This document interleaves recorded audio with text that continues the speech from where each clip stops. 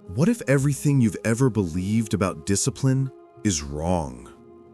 What if motivation, the very force you've been chasing your entire life, is actually the reason you stay stuck? The ancient Stoics believed that the person who waits to feel ready is already defeated. Marcus Aurelius wrote in his Meditations, "You don't love yourself enough, or you'd love your nature and what it demands." But here's the paradox. Discipline isn't about pushing harder. It's about pulling away from the invisible chains that rob you long before you even notice them. Right now, millions struggle with procrastination, distraction, and burnout. Not because they're weak, but because they've misunderstood one secret. Discipline isn't an emotion, it's architecture. And in the next few minutes, you'll discover 4 Stoic habits that build this architecture inside you, making you 10x more disciplined without ever relying on motivation again. But before we reveal them, you must face one uncomfortable truth. Something Seneca hinted in his letters. Most powerful is he who has himself in his own power. Imagine waking up tomorrow and not negotiating with your alarm. Imagine being immune to scrolling, temptations, self-doubt, or the gravity of comfort. Imagine having a kind of inner steel, the quiet, unbreakable force that pushed Epictetus, born a slave, to become one of history's most respected philosophers. They didn't have motivation posters. They had habits designed like spiritual armor. And if you miss even one of these habits, your discipline silently leaks away. The strange part is modern psychology has finally caught up and proven what the Stoics already knew 2,000 years ago. Discipline lives in the unconscious patterns you repeat, not the inspiration you feel. But before we unlock habit number 1, I want you to recall a moment, maybe this week, when you promised yourself something and didn't do it. Maybe you said you'd study, go to the gym, wake up early, or start a project, and you didn't. The pain you felt afterward wasn't laziness, it was fragmentation. Marcus Aurelius wrote, "The soul becomes dyed with the color of its thoughts." Every small promise you break stains you. Psychologically, this damages what neuroscientists call self-efficacy, the belief in your ability to execute. When that breaks, discipline becomes impossible no matter how fired up you feel. This is why motivation fails. It spikes and then crashes. But the Stoic understood a darker force at work: distraction, desire, and fear. They called them passions, emotional storms that hijacked behavior. Today, we call it dopamine addiction. Different word, same enemy. Modern life is engineered to keep you impulsive. Companies profit when you can't control your attention. The Stoics understood, whoever controls attention controls destiny. And that's why the first Stoic habit, which we'll reveal soon, doesn't start with doing more. It starts with subtracting. Because overwhelming yourself with tasks is like pouring water into a cracked vessel. Nothing stays. The vessel must be mended first. There is a moment in everyone's life when comfort becomes deadly. Not physically, but spiritually. You know this moment. It's when days blend together, when you're awake but not alive, scrolling, numbing, drifting. Zeno of Citium, the founder of Stoicism, only became who he was after losing everything in a shipwreck. His tragedy removed comfort, and only then did his true strength surface. But what if you didn't need a catastrophe? What if discipline could be trained gently, daily, through 4 surprisingly simple habits? Cleanthes, who carried water at night to train endurance, said, "Act well the part that is assigned to you." The Stoics built strength not through motivation, but repetition. In a minute, we'll begin with habit number 1, the foundation that rewires identity. But first, ask yourself, do you want discipline, or do you want the feeling of wanting discipline? There's a difference. The former requires pain, boredom, consistency. The latter requires nothing but fantasy. This video isn't about hype. It's about transformation. And if you're still watching, you're already different than most. You're hungry. So stay here, because these 4 Stoic habits will challenge your comfort, fracture your procrastination, rebuild your integrity, and most importantly, make you unstoppable without motivation.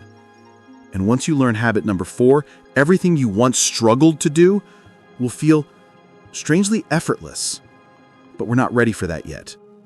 First, we begin where all Stoics begin, mastering the hardest battlefield of all, the morning mind. The morning is a war most people lose before they even rise from bed, not because they're lazy, but because they underestimate the first decision of the day. The Stoics believed the morning was sacred. Marcus Aurelius famously wrote in Meditations 5.1, "At dawn, when you rise unwillingly, remember you are rising to do the work of a human being." The way you wake up is the way you live. And habit number 1 begins with something deceptively simple: the Stoic morning command.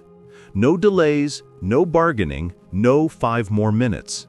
Epictetus warned, "How long will you wait before you demand the best for yourself?" Because the moment you hit snooze, you teach your brain a silent lesson. Your feelings are your master. Modern neuroscience confirms this.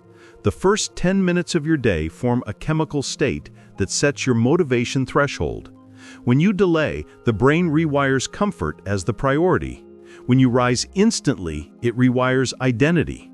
This is why soldiers and athletes are trained around morning discipline. They don't wait for motivation, they respond to command. But here's what no one tells you. The alarm battle actually starts the night before. The Stoics practiced premeditatio malorum, the rehearsal of adversity. They visualized the struggle ahead so they weren't surprised by it. You can do the same. Before sleeping, mentally rehearse getting up without hesitation. It sounds small, but this primes the basal ganglia, the brain's habit circuit. Think of the morning as the first domino. Knock it correctly, and the rest fall toward discipline. Knock it poorly, and the rest fall toward regret. Seneca wrote in The Shortness of Life that life isn't short, we just waste much of it.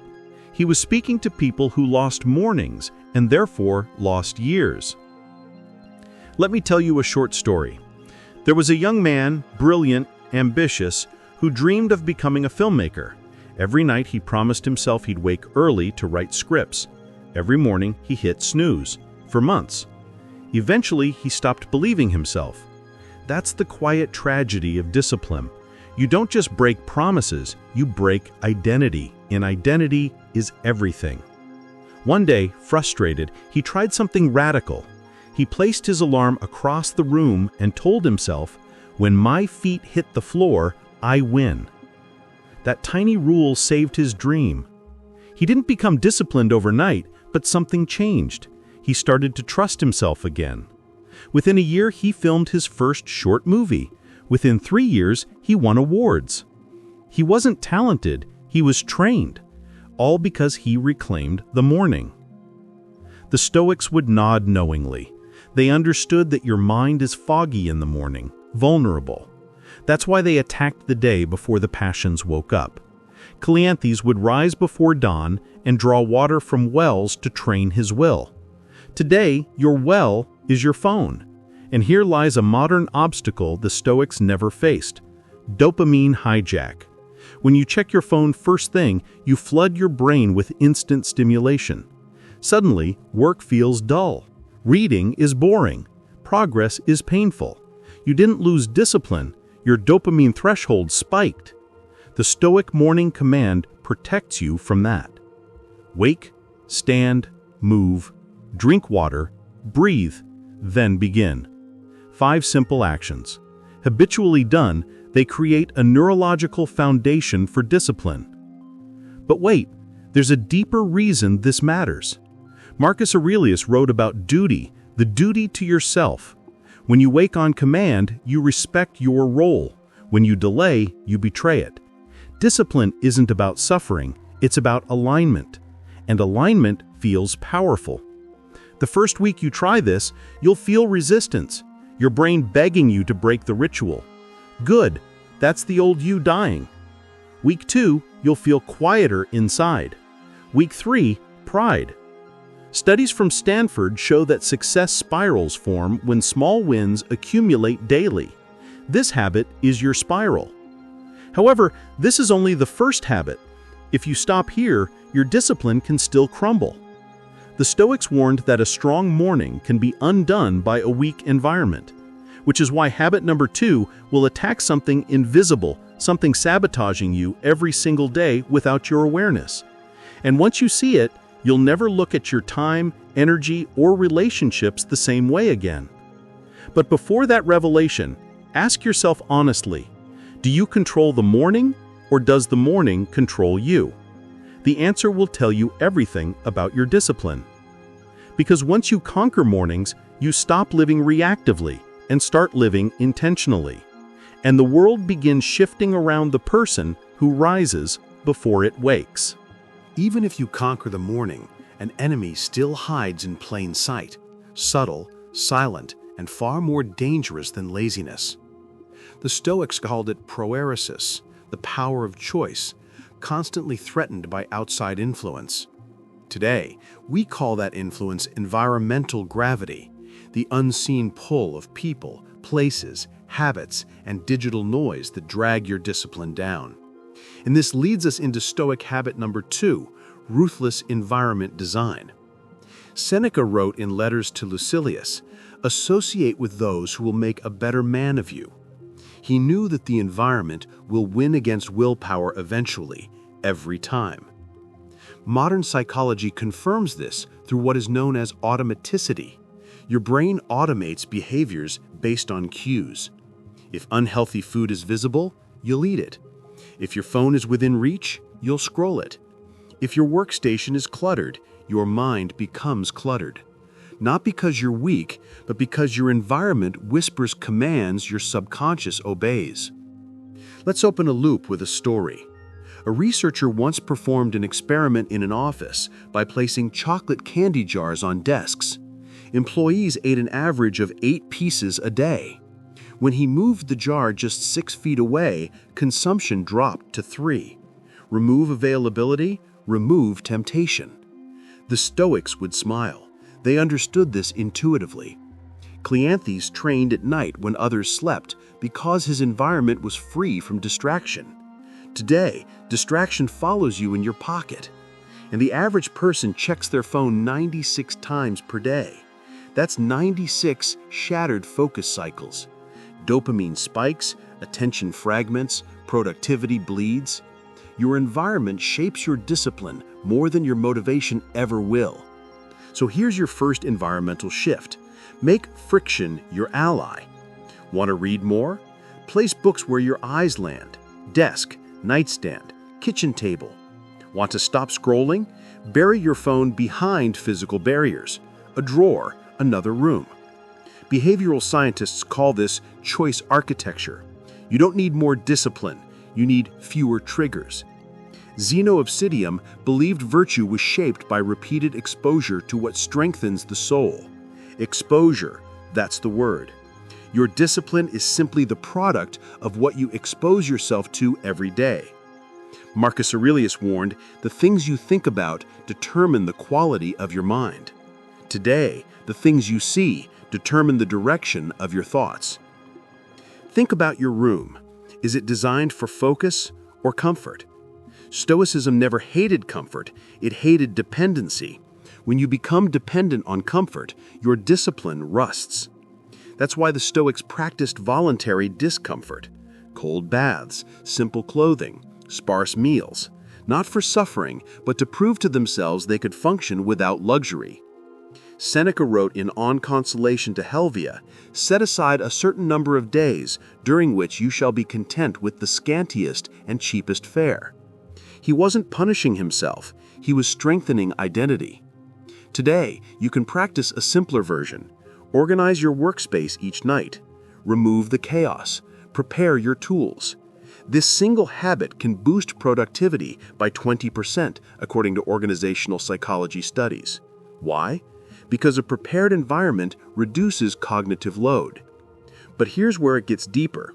Your social environment might be your biggest enemy. If your friends joke about skipping gym, you'll skip too. If they spend weekends drinking, you'll waste your weekends too. Seneca warned of this contagion. We suffer more in imagination than in reality. When your circle normalizes mediocrity, mediocrity becomes invisible.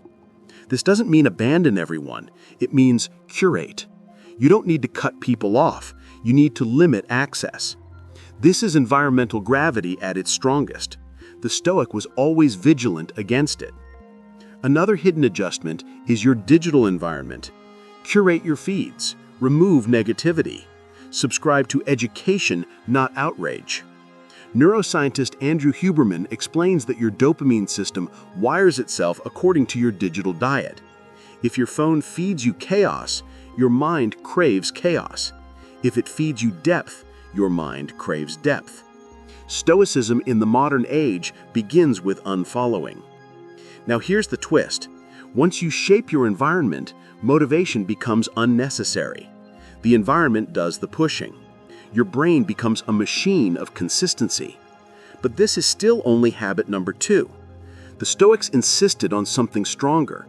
Discipline must be tied to identity, not just external setup. And this leads us to a powerful internal shift, something that transforms desire itself. You'll feel it in your bones when we get there. For now, ask yourself this: does your environment reflect the person you want to become or the person you're trying to escape?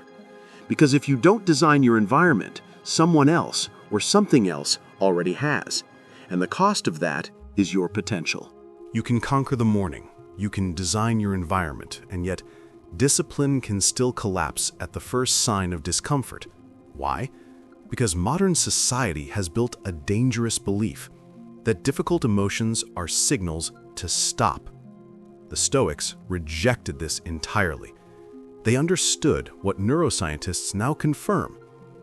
Your ability to tolerate discomfort predicts your success better than talent, intelligence, or motivation. And this leads us to Stoic habit number 3, voluntary discomfort. The intentional practice of doing what's painful, not to suffer, but to build discomfort immunity. Epictetus wrote in the Discourses, "Difficulties are things that show a person what they are." Notice that he never said avoid them, he said face them. Because discomfort is not the enemy. Discomfort is the forge. Now, imagine your brain like a thermostat. When discomfort rises, you instinctively lower effort to return to comfort. But when you voluntarily train discomfort, you raise the thermostat. Suddenly, what once overwhelmed you becomes manageable. This is emotional callousing. Marcus Aurelius wrote, "If it is endurable, then endure it." But here's the hidden insight. The Stoics didn't wait for discomfort to arrive, they sought it. Modern psychology proves this activates the prefrontal cortex, the same region responsible for focus, willpower, and restraint. When you choose discomfort, you strengthen discipline at the neurological level. Consider a simple example. Cold showers, not for toughness, though they will make you tough, but for training your mind to obey command under stress. You tell your body, "We're going in," and you go in. Each second, your brain begs to escape. Each second you stay, you teach it obedience. This is the heart of Stoicism. Seneca wrote vividly about sleeping on hard surfaces, eating simple meals, and wearing coarse clothing, not because he had to, but to master desire. He said, "Let us become intimate with poverty, that fortune may not catch us off our guard." Today, voluntary discomfort might be waking early, working when tired, or exercising when you'd rather scroll. Let me open a loop with a story. A young athlete, gifted but fragile, trained only when conditions were perfect. He needed the right music, the right mood, the perfect level of energy. His coach watched silently. When competition came, the stadium was loud, cold, chaotic. The athlete panicked and lost. Afterwards, the coach said something timeless. You practiced comfort. They practiced chaos. The Stoics trained chaos. They trained under pressure so that pressure felt normal. Modern military training follows the same blueprint. Exposure hardens capacity. But voluntary discomfort isn't just physical, it's psychological. Saying no to instant gratification, studying when bored, having difficult conversations instead of avoiding them. Each act builds emotional endurance. Neuroscience calls this delay of gratification training, directly linked to higher earnings, stronger relationships, and better health across decades. The famous Stanford marshmallow experiment proved that children who could wait for one marshmallow later, instead of eating one immediately, became more successful adults. Stoicism taught this centuries earlier. Here's an actionable ritual you can apply: the daily hard thing. Every single day, choose one task that stretches you. It doesn't matter how small: reading 20 pages when you're tired, practicing a skill when bored, walking instead of writing, journaling your fears instead of suppressing them. Each repetition builds a thicker mental callus. Over time, what once terrified you becomes merely uncomfortable, and what was uncomfortable becomes easy. But here's where the modern world blinds us. Comfort has become addictive. We avoid hunger with snacks, boredom with screens, silence with noise, solitude with endless scrolling. Every escape weakens resolve. Cleanthes once carried heavy buckets of water up steep hills to strengthen his will. Today, your bucket is discomfort itself. You carry it by doing what you'd rather avoid. Voluntary discomfort unlocks something profound: identity shift. When you consistently choose the harder path, you begin to see yourself differently. You're no longer the person who tries discipline. You are the person who embodies it. Motivation becomes irrelevant. Comfort loses its charm. And discipline becomes default. But there's a deeper transformation coming, something the Stoics considered the core of self-mastery: understanding your desires themselves. Because even with mornings, environment, and discomfort in your favor, you can still be enslaved by unseen cravings that quietly dictate your life. In the next habit, you'll learn how the Stoics rewired desire so that pleasure served them, not the other way around.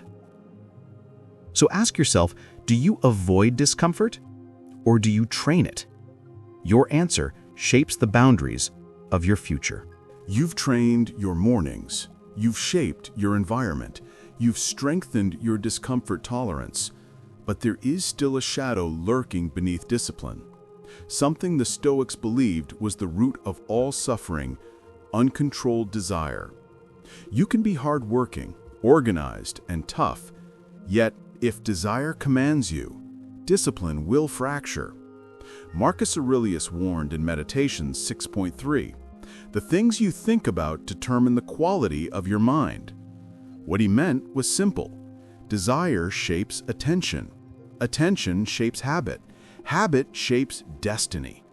And that leads us to Stoic habit number 4, desire reversal, wanting less, but using that less to do more. It sounds counterintuitive, but it is the cornerstone of unbreakable discipline. Modern psychology calls this dopamine regulation, and neuroscience supports what Zeno understood centuries ago. The person who desires everything becomes a slave to anything. Think about it. Most people struggle with discipline not because tasks are hard, but because desires are stronger. The desire to rest beats the desire to train. The desire to scroll beats the desire to study. The desire to impress others beats the desire to improve yourself. The Stoics didn't suppress desire.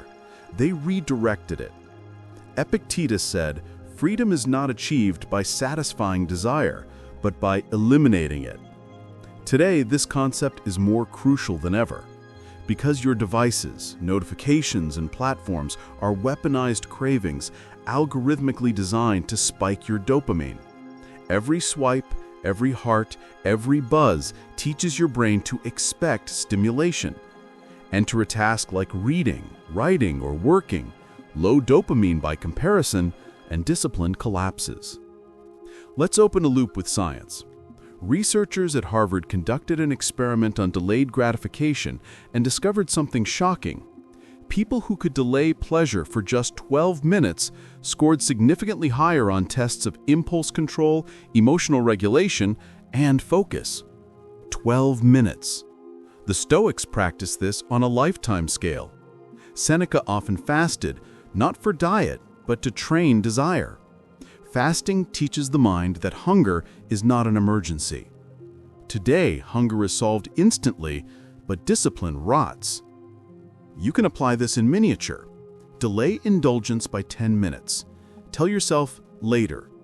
Each delay is a rep of desire control. But desire isn't just sensory, it's psychological. We desire validation. We desire approval. We desire ease. When you post something online and check likes every 5 minutes, you're feeding psychological hunger. Marcus Aurelius fought this daily. He wrote, "Discard your thirst for approval and be satisfied with living life according to nature." Modern translation, "Do what matters, not what flatters." When your focus shifts from how you appear to others to how you appear to yourself, discipline transforms. You stop performing. You start becoming. Here's a practical technique from Stoic cognitive training called negative visualization, premeditatio malorum. Instead of desiring more, imagine losing what you already have: your health, your opportunities, your time. Suddenly, what once felt boring becomes precious. Neuroscience calls this gratitude-induced reframing, increasing serotonin, the neurotransmitter that stabilizes mood and reduces impulsive craving. Gratitude kills desire's tantrum. But desire reversal has a second layer, even more powerful. Desiring the process, not the reward. When you crave progress itself, not results, motivation becomes irrelevant. You work because you've trained your identity to love effort. The Stoics weren't obsessed with outcomes, they were obsessed with excellence. Cleanthes wrote, "We become what we repeatedly do, not what we occasionally feel." This is what athletes, musicians, and entrepreneurs eventually learn. When desire bonds to routine, routine becomes effortless. Let's revisit our open loop. There was once a scholar in ancient Rome obsessed with fame. He wrote speeches, chased applause, and sought approval from powerful men. But every morning his anxiety grew. One day he encountered a Stoic teacher who asked, "If applause vanished tomorrow, would your work change?" The scholar hesitated. That hesitation exposed his prison. Slowly, he practiced desire reversal, speaking less publicly, studying more privately, journaling instead of performing. Weeks turned into months. Something shifted. His voice deepened, his thinking sharpened, and his anxiety dissolved. His discipline didn't improve because he worked harder. It improved because he wanted differently. Modern psychology supports this through intrinsic motivation theory. When your internal reasons outweigh external cravings, discipline sustains itself indefinitely. You don't need hype, you need alignment. And so we reach a profound truth. Discipline isn't about force, it's about ordering desire. When you want what strengthens you more than what comforts you, you become unstoppable. Pleasure becomes optional. Results become inevitable. But we're not done. Everything you've learned so far builds towards a final transformation, something the Stoics called self-command. Because discipline isn't just daily habits, it's your relationship with yourself. In the next chapter, we'll reveal how to build an identity so internally fortified that no setback, no temptation, and no emotion can break you. Ask yourself this before we continue. Are you training desire, or is desire training you? Your answer reveals whether discipline is a struggle or a destiny. Up to this point, you've learned habits that shape behavior. But the Stoics understood a deeper layer that modern psychology is only recently uncovering. Your identity is the thermostat of your discipline. You will never act consistently in a way that contradicts who you believe you are. If you secretly see yourself as inconsistent, lazy, or the kind of person who tries, your subconscious will sabotage your progress to maintain that identity. This is why people stick to new habits for a week and collapse. Their identity drags them back. Marcus Aurelius hinted at this in Meditations 7.71. Because your own strength is unequal to the task, do not suppose that it is beyond the powers of man, but if anything is possible and proper to man, believe that it must be within your own compass. Modern psychologists now call this self-concept regulation, and it controls more behavior than motivation ever could. So how did the Stoics build identity? Through self-command, deliberately speaking to the self as both commander and soldier. Imagine waking up to a voice in your mind that says, "I am the kind of person who finishes what I start." Repeat that daily for 30 days and watch your actions shift to mirror your identity. Neuroscience calls this identity-based priming. Your reticular activating system starts filtering your behavior to match your self-image. Epictetus trained his students to talk to themselves as if they were already wise. He told them to say, "I am in control of my impressions." Notice the tense, I am, not I will be. The Stoics believed identity is built in the present tense, one obedient action at a time. Every time you act against your intention, skipping workouts, delaying tasks, breaking promises, you subtract identity points. But every time you obey your own command, even in small ways, you deposit points. Over time, these deposits compound into conviction. Let me open a loop with a story. There was a young writer who dreamed of publishing a book. For years, he waited for inspiration, but his pages remained empty. One day, frustrated, he decided to write just one sentence per day. That's it, one. At first, it felt insignificant, but something strange happened. After a week, he began writing paragraphs. After a month, full chapters. After a year, he completed 2 novels. He didn't build discipline by force, he built it through identity.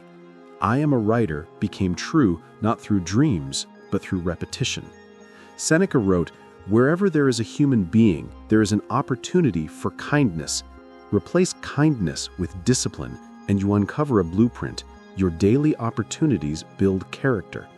The Stoics understood that identity becomes destiny. Psychologists studying habit formation at University College London found that repetition, not intensity, builds identity. Consistency beats heroics. This is why Stoics emphasize the mundane, journaling, walking, reflecting, practicing silence. These are not glamorous, but they reshape the inner voice, the most powerful weapon in discipline. Modern therapy echoes this through cognitive behavioral reinforcement.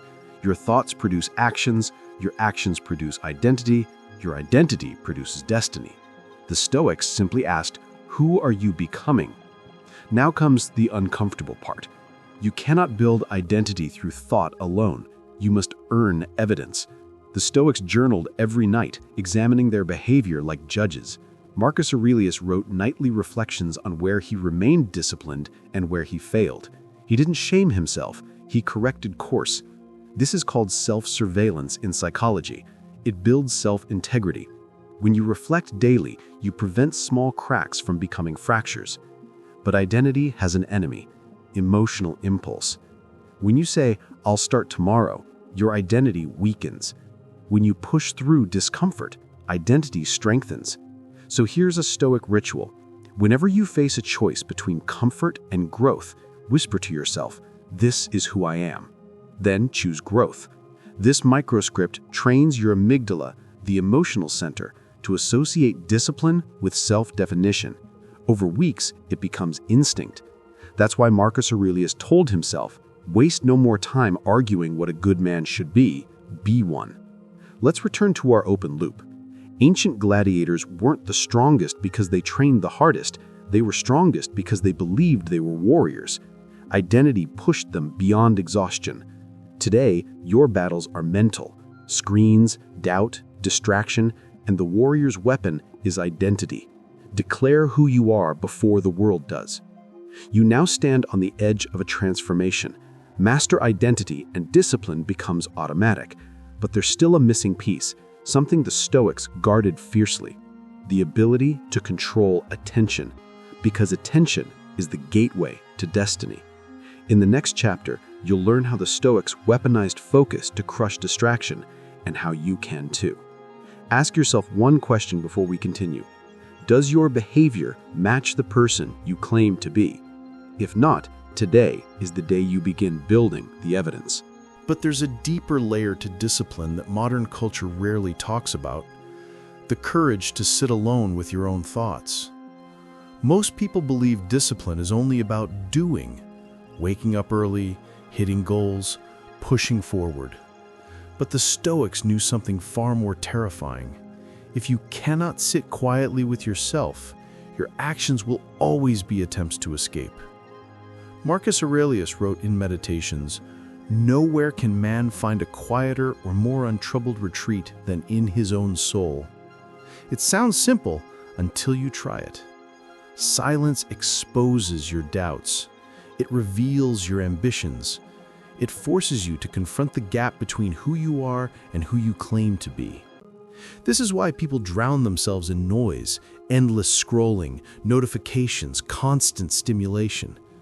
Because silence leaves them naked in front of the truth. A young man once told Seneca, "I cannot sit still, it makes me anxious." Seneca replied, "It is not the place that disturbs you, it is your thoughts." And this is the open loop we haven't closed yet. Real discipline is not external force, it's internal alignment. Neuroscientists today confirm what the ancients felt. When you rest in silence, the brain's default mode network activates, allowing self-reflection, planning, emotional regulation, and long-term thinking. In silence, the chaotic impulses fade. Your prefrontal cortex, the logic and discipline center, awakens. That's why monks, warriors, and emperors sought solitude. But ask yourself, when was the last time you were alone without your phone? Your mind can become your strongest ally, but only if you stop running from it. Imagine if every distraction in your life suddenly fell silent. What would be left? Your values, your fears, your unfinished promises. And here lies the transformation. Spend 10 minutes a day in silence. Let your mind settle. Let the discomfort surface. On day 1, it feels unbearable. On day 3, your breathing slows. By week 2, patterns emerge. Why you procrastinate, what you truly want, where your emotional triggers live. Suddenly, discipline doesn't require motivation. It becomes clarity, and clarity dissolves resistance. What once felt like mental fog becomes a mirror. And if you dare to look, you'll find the truth every disciplined individual eventually discovers. You are not fighting laziness. You are fighting avoidance. Silence just exposes it. There's a moment in every disciplined person's journey when they realize something shocking. Motivation was never supposed to carry you. It's just the spark. Discipline is the engine. And yet most people wait for motivation like sailors waiting for favorable winds, never realizing the Stoics built oars. Epictetus warned, if you want to improve, be content to be thought foolish and stupid. Why? Because when you begin training discipline, the world will misunderstand you. Your friends will say you've changed. Your routines will confuse them. Your silence will intimidate them. This is the unseen cost of discipline. You must be willing to be different. Modern psychology calls this identity friction, when your actions contradict your old self-image. Your brain resists to protect the familiar. This is why people quit at the exact moment transformation is about to begin. But here lies the hidden key the Stoics mastered. Identity follows action, not the other way around. Do the disciplined act long enough, and you become disciplined. Marcus Aurelius never felt like an emperor of his own mind. He acted like one until the identity rooted itself into his bones. Today, neuroscientists confirm this through neuroplasticity. When you repeatedly choose your higher self, neurons rewire and strengthen, creating habits that no longer require force. But there's another mystery most people never realize. Every disciplined act you perform creates something invisible called identity momentum. It's why after hitting the gym, you suddenly eat cleaner, sleep better, speak more confidently. Discipline compounds in all directions. And here's the twist. The same is true for procrastination. Skip one promise and your brain whispers, "We're the type who prets." Do it twice and the identity cements. This is why Epictetus taught, every habit is strengthened by its acts. Each decision builds the person you will meet tomorrow. So here's the uncomfortable question. Who are you rehearsing to become? Every time you delay, justify, excuse, you're practicing weakness. But every time you choose discomfort, even once, you're practicing strength. And that's why most never escape mediocrity. They wait to feel like the person they want to become instead of acting like them now. Close your eyes for a second. Imagine your future self watching you. Would they thank you or beg you to change? The truth is revealed in the next habit, a habit most never see coming, the discipline of strategic failure. Most people have been trained to believe that discipline means never failing, but the Stoics understood a paradox the modern world still rejects. Failure is the sculptor of strength. Seneca wrote in On Providence, "Fire tests gold, misfortune tests brave men." The undiscussed truth is that disciplined people don't avoid failure, they engineer it. They create controlled friction to expose their weaknesses early before life exposes them brutally. Today, psychologists call it stress inoculation, intentionally placing yourself in mild difficulty so your mind adapts and becomes anti-fragile. Think about a warrior training with weighted armor. When the real battle arrives, the armor is removed and everything feels lighter. Marcus Aurelius reflected on this often. He would imagine disappointments, setbacks, resistance, not to be negative, but to immunize his expectations. But here's the twist that reveals why most people never grow. When they fail, they attach identity to outcome. I failed, therefore I'm a failure. The Stoic flips the logic. I failed, therefore I'm learning. And neuroscience backs it. The brain's dopaminergic reward system doesn't only respond to success, it responds to progress toward mastery. When you expect perfection, failure feels catastrophic. When you expect growth, failure feels data-rich. A student once complained to Epictetus, "I tried and failed." Epictetus responded, "Try again. No great thing is created suddenly." This is the unseen advantage. Disciplined people reward the act of trying, not the result. They measure consistency, not perfection. Imagine two archers, one obsessed with the target, frustrated with every miss, the other obsessed with form, breathing, posture. Who becomes disciplined? The one focused on process. The Stoics would purposely seek discomfort, fasting, cold exposure, manual labor. Not for suffering, but for sovereignty. Because comfort makes the mind fragile, and fragility kills discipline. Modern life is a dopamine buffet, scrolling, notifications, convenience. Discipline is starved not by laziness, but by abundance. So the Stoic trains through subtraction. Take away the sugar rush, the instant gratification, the easy escape, and the mind awakens. Seneca advised, set aside a certain number of days during which you will be content with the scantiest and cheapest of food. Why? Because once you know you can survive discomfort, the world loses its leverage over you. But here's the unresolved question. How do you prevent failure from spiraling into shame? The answer lies in the next habit, the most controversial of all, the discipline of identity accountability. There is a discipline so rare that most people run from it their entire lives. Identity accountability, the ability to tell the truth about who you are when no one is watching. It's easy to blame circumstances, timing, genetics, parents, luck. But the Stoics insisted that accountability is the birthplace of power. Marcus Aurelius wrote, "You have power over your mind, not outside events. Realize this, and you will find strength." Yet most people never cross that threshold. Why? Because accountability hurts. It forces you to confront the brutal gap between your intentions and your behaviors. Modern psychology calls this cognitive dissonance, the tension you feel when your actions betray your values. Most soothe this tension with excuses. The disciplined relieve it with truth. Epictetus would famously ask his students, "Whose fault is it that you are not who you wish to be?"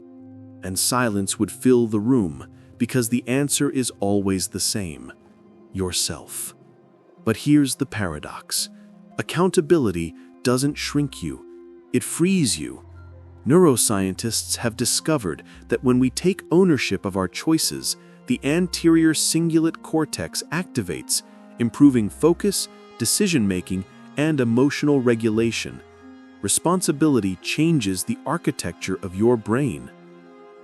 But there's a darker side to accountability that few speak about.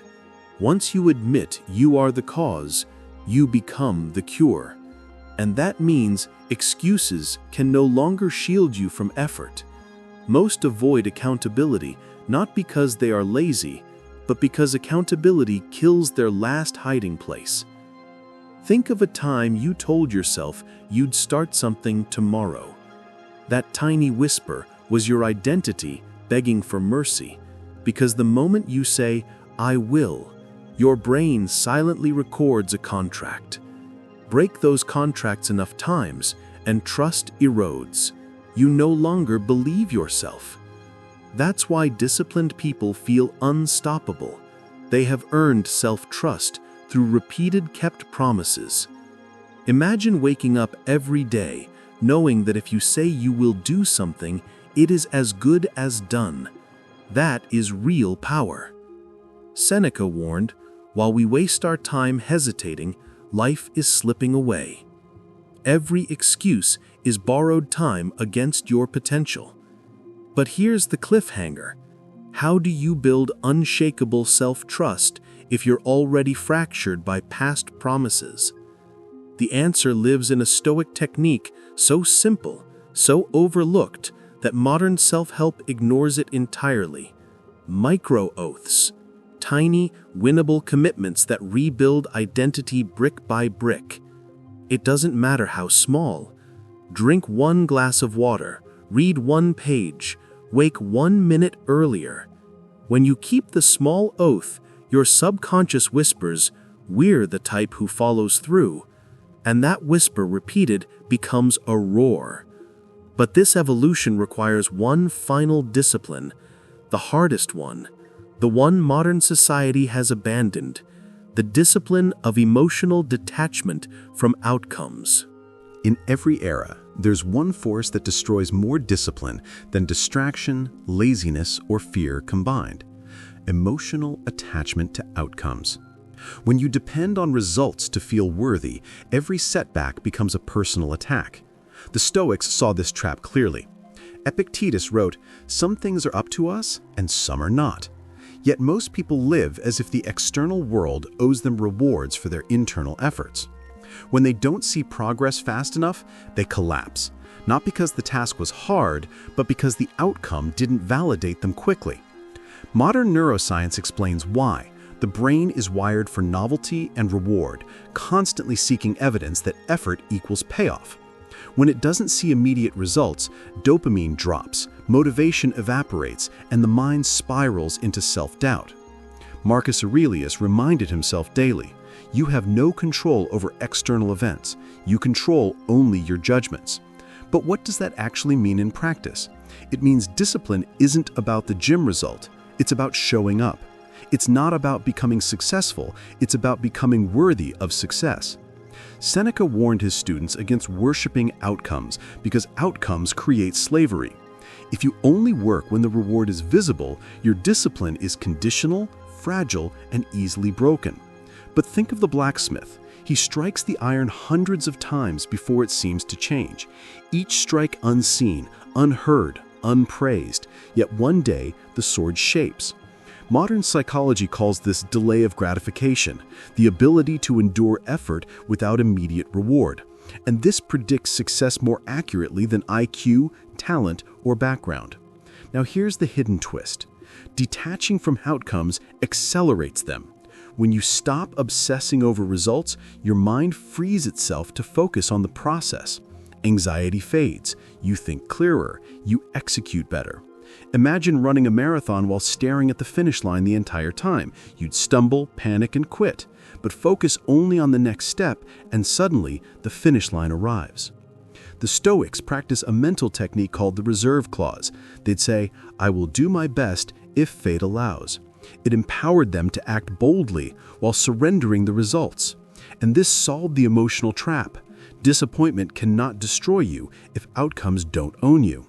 But here's the tension that pulls us into the final lesson. If you detach from outcomes, how do you measure progress? How do you know you're improving? The modern mind craves proof. Without visible growth, the ego starves. The Stoics answered with something radical, something modern self-help rarely dares to teach. You must shift from results-based identity to values-based identity, and that evolution unlocks the final habit, the discipline of identity embodiment, where who you are renders motivation obsolete. There comes a turning point in every disciplined life when habits evolve into something deeper, identity embodiment. This is where discipline stops feeling like force and starts feeling like nature. Instead of waking up early because you should, you wake up early because that's who you are. Instead of exercising because you want results, you exercise because a strong body is part of your identity.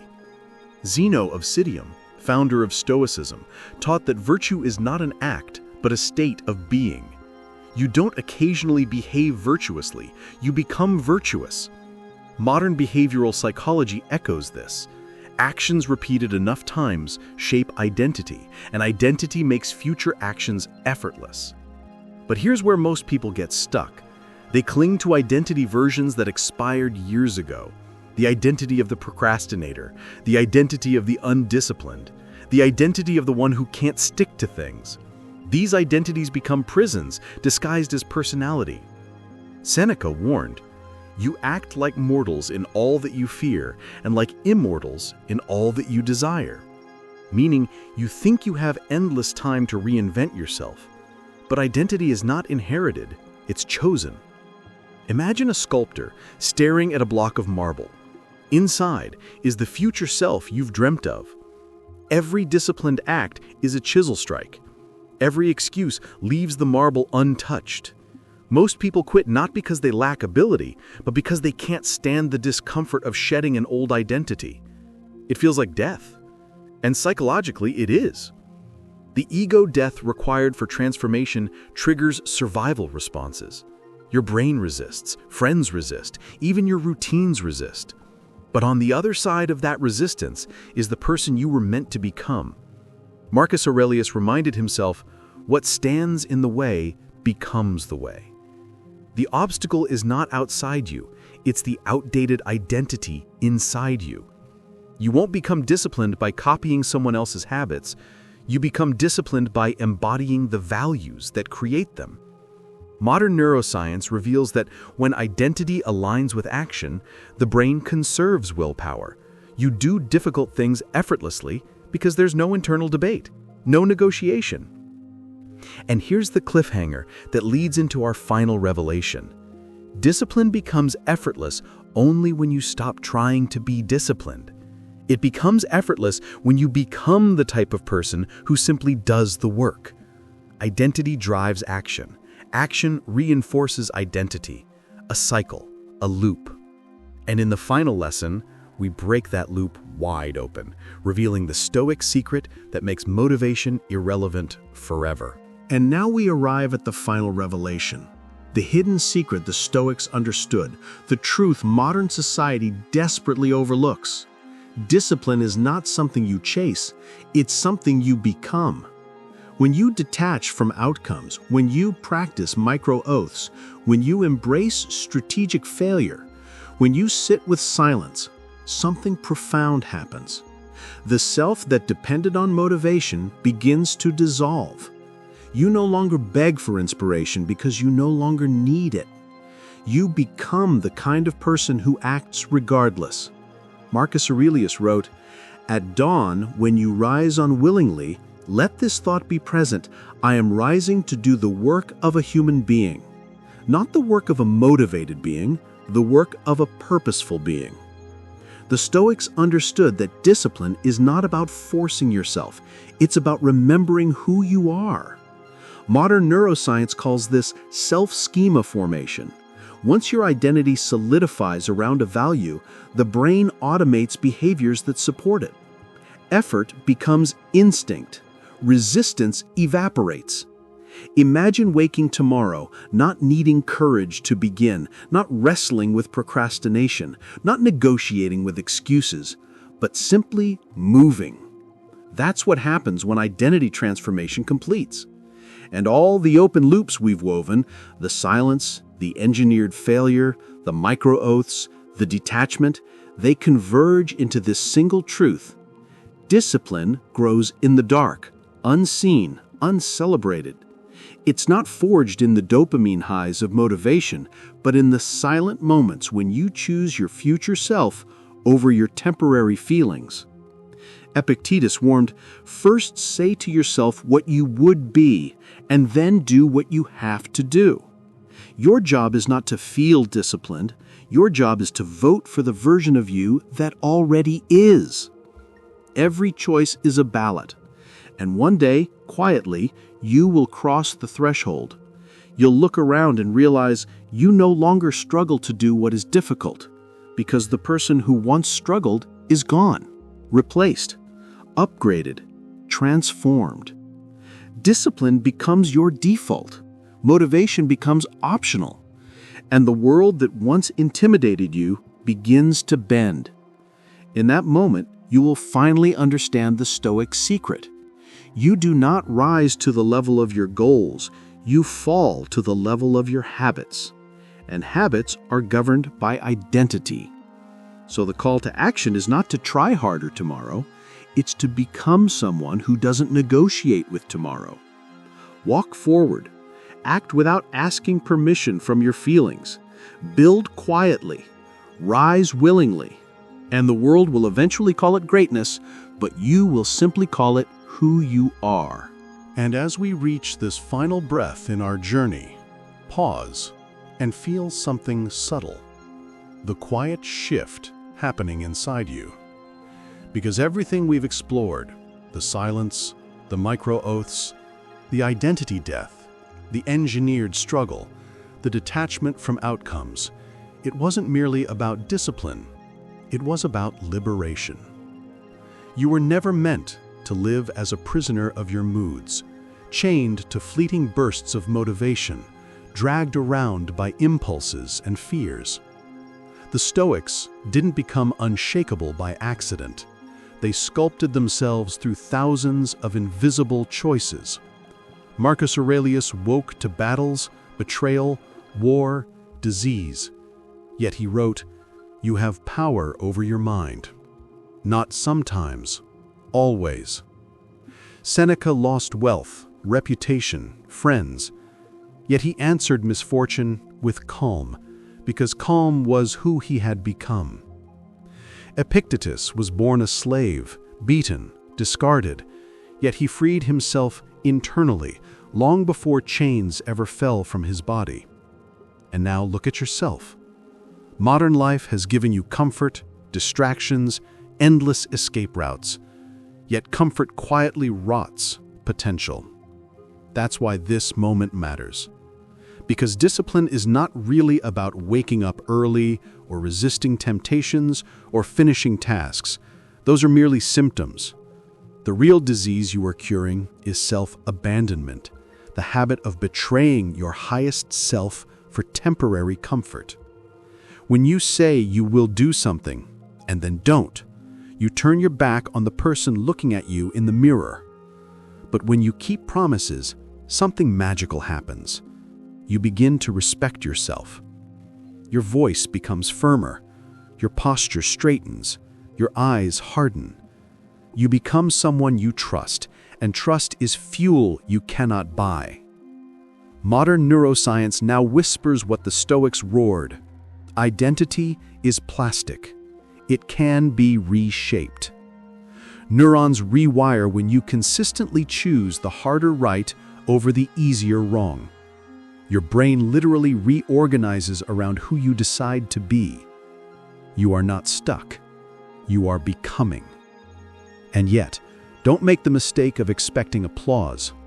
The world celebrates transformation only after it's irreversible. Until then, they'll misunderstand you. That's the price. You will outgrow people, habits, vices, and they'll call it arrogance. But growth demands casualties. Even versions of yourself must die so stronger ones can rise. Zeno said, "Man conquers the world by conquering himself." That battle is waged quietly. In the morning when the bed feels warm, at night when another episode tempts you, in the afternoon when scrolling calls louder than purpose. Those tiny crossroads are where destiny is forged. You won't win them all, but win more than you lose, and momentum takes over. Your past loses its grip. Your future opens like a gate. And one day, without warning, you'll realize you haven't forced discipline in months, because the person who needed force simply no longer exists. You'll walk differently, speak differently, decide differently. People will sense your certainty and not know why, but you will. You'll remember these ideas, these teachings, this ancient lineage whispering through time. Discipline is not punishment, but freedom. Freedom from weakness, from regret, from a life lived below your potential. So as you step away from this message, carry this final oath. I do not wait for motivation. I act from identity. Let it echo in your chest when resistance rises. Let it guide your hand when fatigue comes. Let it sharpen you when the world softens you. And when you stand at the summit of your effort, breathing the thin air of your highest self, you will understand what the Stoics always knew. The gods do not grant greatness. They grant the opportunity to earn it. Your tools are your habits. Your canvas is time. And the masterpiece is you. Now go, become.